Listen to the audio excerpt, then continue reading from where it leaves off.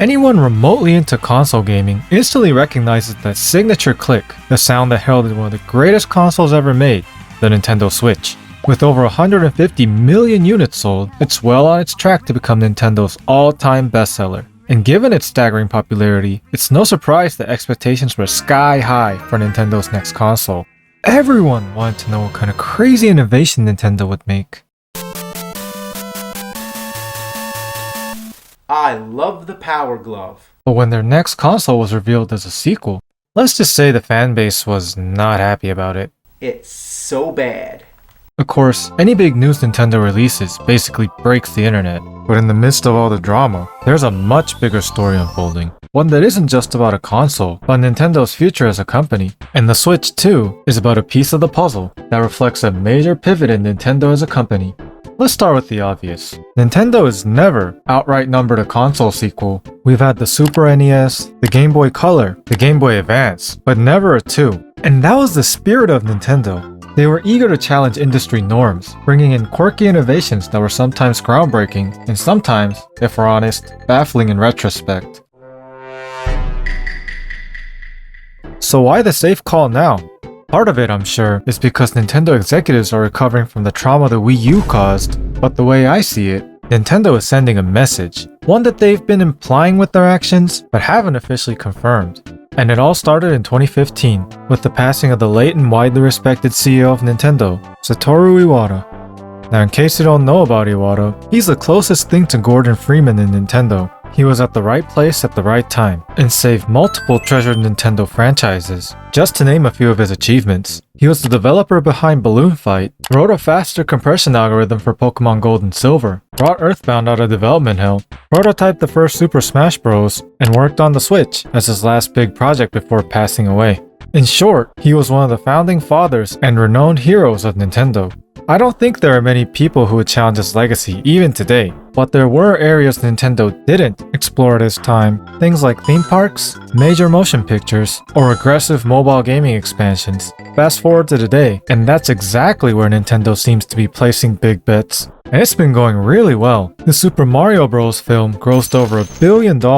Mobile games like Fire Emblem Heroes and Pokemon Pocket are raking in cash. And Super Nintendo World is one of the most popular theme parks in the world. So how is this related to Iwata? Well, Iwata was an engineer and believed in the nerdy tech finesse that Nintendo had. But if you look at the two CEOs who filled his place, they were in the banking industry and accounting. And as much as there's a lot of debate about the tech bro billionaires, you have to admit, a tech background does help when, you're literally running a tech company. It's just common sense.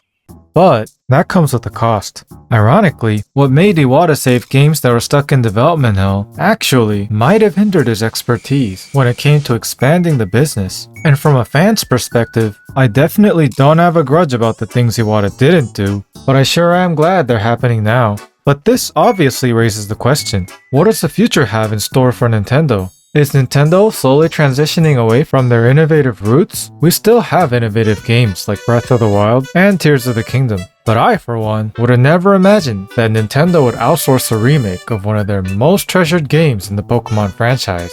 And don't forget some low-quality cash grabs that don't really make much sense. Something's definitely changing, and while I still think Nintendo is one of the few AAA companies that still makes great games, who knows how long that'll stay true. The worst case scenario I'm thinking is Nintendo becoming the next Disney. Remember the golden age of Disney? Disney's hand-drawn animations were one of the best things to have happened to people in my generation, and look where we are now. Who would have thought that this was what the future had in store for Disney? Now I don't think Nintendo will make the same mistake, especially considering that they should have learned from their biggest mistake, this abomination, and the Switch 2 is probably going to be a mega hit compared to the next Xbox and PlayStation. But you have to consider that console hardware and software sales outside of Nintendo have been constantly dropping, which is exactly why PlayStation and Xbox are slowly giving up on console exclusives. Nintendo has always done a great job of positioning itself as a family console, which, by the way, is literally the Japanese name for the NES. But what about the decreasing birth rates globally? Japan has one of the lowest fertility rates, sitting at 1.2 per family, and it's been sitting there for quite a while. Before long, Nintendo will have to worry, where's the family in family console? And it's not just Japan. Take into consideration how the vast majority of first world countries have been showing lower and lower fertility rates in recent years. As the only console that really appealed to families with younger children, what's Nintendo's next step? Nintendo just might need a second Iwata to save the day. That's all for today. Thanks for watching and have a great day.